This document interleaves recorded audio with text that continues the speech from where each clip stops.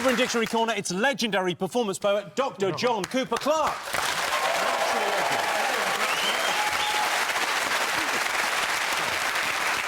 Jon says punk will never die, but from the look of him, I'd give it 5 years max. It's lovely to have you on the show. You're a fan of Countdown, right? Big fan. Chase it round the channels 3 times nightly. Wonderful. Now, would you be good at actually playing the game? Are you decent at Countdown? Oh, I'm shit up.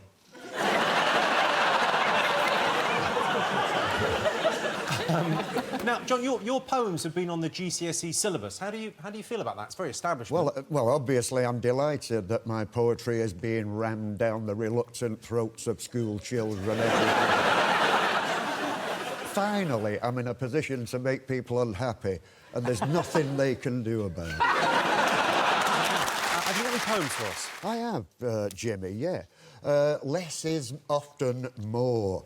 And nothing proves this more than the time-honoured haiku. It's a poem of a 17-syllable discipline, and I've written a few in my time. In fact, I embraced minimalism in 1958, and I realised that material possessions were merely a roadblock on the highway of enlightenment. And this is the first haiku I ever wrote, the one that put me on the road of Zen.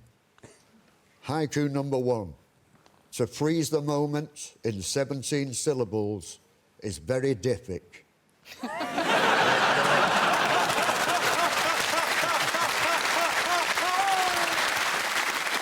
One could live a lifetime and never get round to verifying their various lifestyle choices, but I was lucky enough 2 years ago doing the Glastonbury Festival. So was the Dalai Lama, the king of minimalism himself. So I arranged a meeting with him where, I was introduced, we shook hands, the whole of my right-hand side sobered up. And that's when I explained to him my lifestyle choice of minimalism. Many years ago, I said, Your Excellency, I realised that, like I've just told you now, material possessions, etc. Put it this way, I've got it down to a George Foreman grill and a bottle of disinfectant. What do you think? And his reply, I've only ever forgotten it once. And he said to me, Jesus, Clarke, you want to get some shit.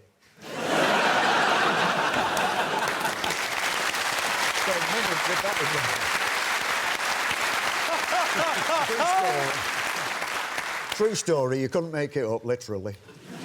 And with that in mind, minimalism, it's always been a strong thing in my act. I don't credit people with a gigantic attention span. And I've circumnavigated the globe 9 times, reciting limericks all the way, and take it from a professional. It's the people's choice. For instance, 2 ugly sisters from Fordham took a walk one day out of boredom. On the way back, a sex maniac jumped out of a bush and ignored them. You're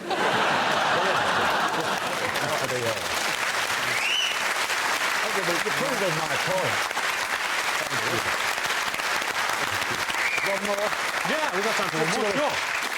So it's a 2-liner, is as minimal as I can get, and it's an unsavoury subject, but somebody's got to deal with it. I call this one necrophilia. Fed up with foreplay and all that palaver. Abacadabra.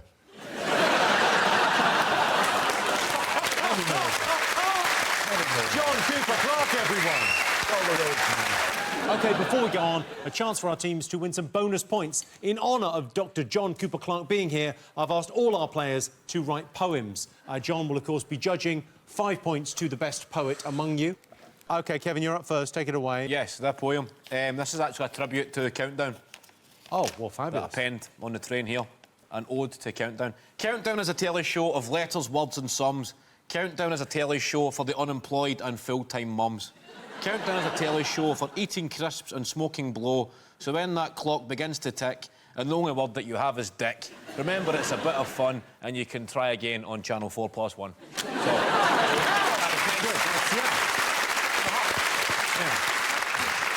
What did you make of that poem? I thought that was fabulous. I thought he's got the demographic nailed. Jessica, you're up next. I've taken inspiration from the sonnets of a poet called William Shakespeare. because I'm married and, you know, got a baby on the way, so what I'm trying to say is I've moved on from my past life and I'm in a really good place now. It's about my ex. It's called Hate Sonnets 18. Shall I compare thee to a drizzly day? Thou art more miserable than thrush. Thou art a verruca, thou art an ingrown hair, thou art a nosebleed, an ad for Go Compare. Thou art a hangover on January the 1st, thou art stepping on an upturned plug, the stench of urine after asparagus. Indoor traces of slug. Thou art my last Rolo in a bad way. And taxis all long gone. Thou wast lying when thou said thou was staying over at Dave's. I was actually going down on my friend Kate.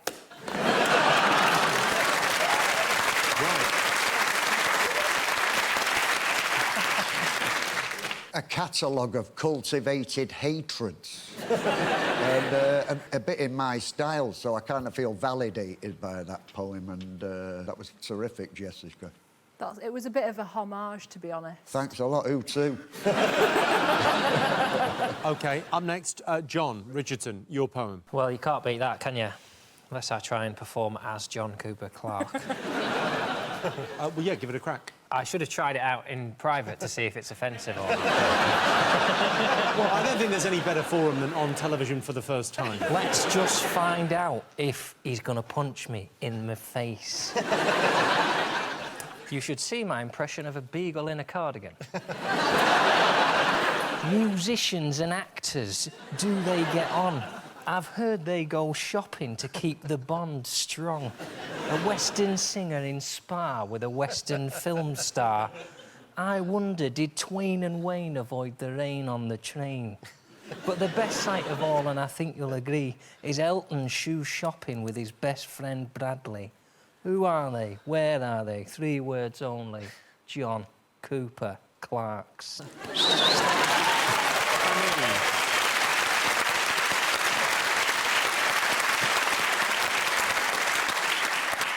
Well, that was fabulous. Always nice to get a name check. That's got a lot going for it, that, Jon. Thanks, Jon. And last but least, Joe. My poem's called Thanks, Mate, Now I've Shat Myself. Well, I think we've got a winner there, haven't we? I mean... If I'm running towards the lav shouting, "It's coming out! It's coming out!" don't stop me and ask me where I got my nest of tables. Thanks, mate, now I've shat myself. And don't dare me to eat 50 Cadbury's cream eggs, then let me have a go on your trampoline. What do you think was going to happen? Thanks, mate, now I've shat myself. And don't tickle me when I'm chatting to the bus driver about how much I shit myself. Thanks, mate. Oh, hang on. I don't think I followed through that time. Oh, no, I have. Thanks, mate. I shat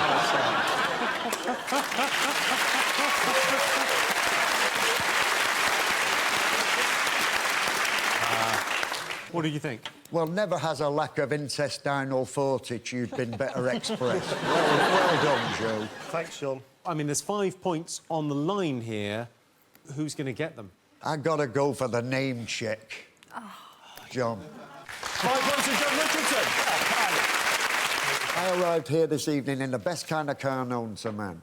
And that car is, no, not a larder. The difference between a larder and a Jehovah's Witness, you can shut the door on a Jehovah's Witness. The best kind of car, obviously, is a hire car for these very reasons. These are the social advantages inherent in the rented vehicle as itemised here under. Double park, don't lock the door, push the pedals through the floor, give it loads and then some more. It's a hire car, baby.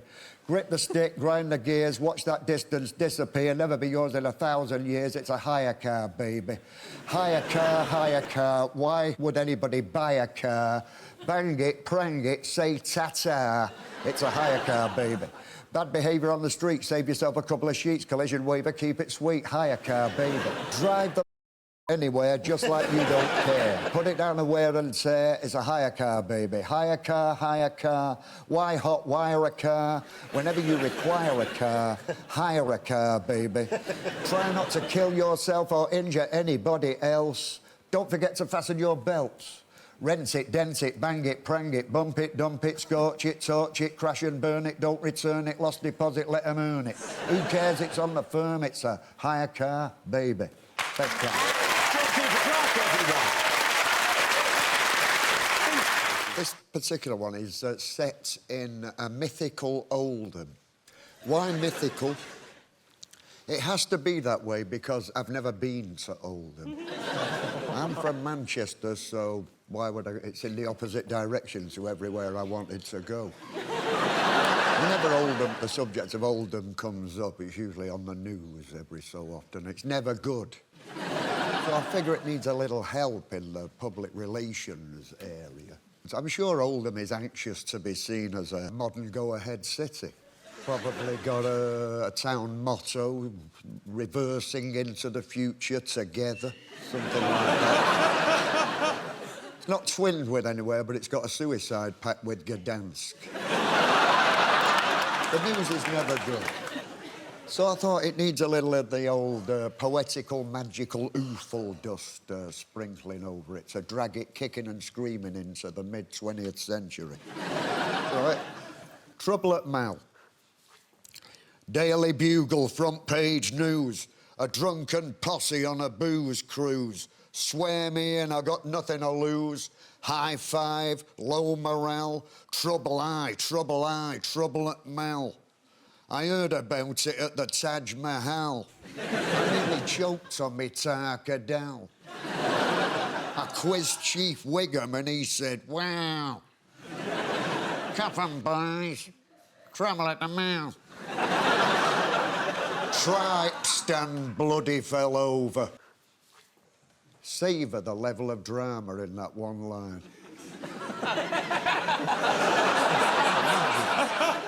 Tripe stand bloody fell over. It's covered the place in a beefy odour. Better take a nosegay, pal. Trouble trouble at Mal. Bury my heart at Clinton Cards. Remember me to the old guard. These days you just gotta be hard, 'cause like they say in this here locale, trouble trouble at Mal.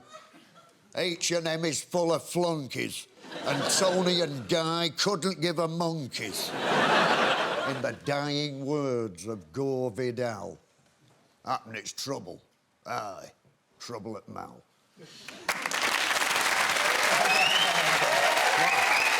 Jon Cooper Clarke, everyone. Jon Cooper Clarke, have you got any poems for us? Yes, I do, Jimmy, and this is one from way back. It's called The Health Fanatic. It wasn't written from experience. I guess you could tell by the cadaverous complexion. Around the block against the clock, tick-tock, tick-tock, tick-tick-tock, running out of breath, running out of socks, rubber on the road, flippity-flop, non-skid agility.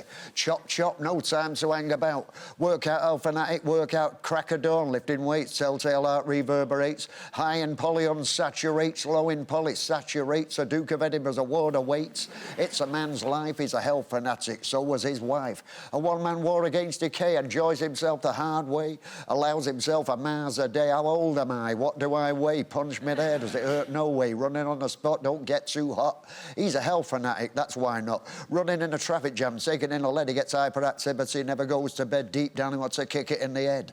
They'll regret it when they're dead, there's more to life than fun. He's a health fanatic, he's got to run. Beans, greens, tangerines, low cholesterol margarines, his limbs are loose, his teeth are clean, he's a high-octane fresh air fiend, you've got to admit he's keen. What can you do but be impressed? He's a health fanatic, give it a rest. Shadow boxing, punch the wall, one-a-side football, what's the score? 1-1, would have been a copper, too small. Could have been a jockey, too tall. Knees up, head the ball. Nervous energy makes him sick. He's a health fanatic, he makes you sick. Yes.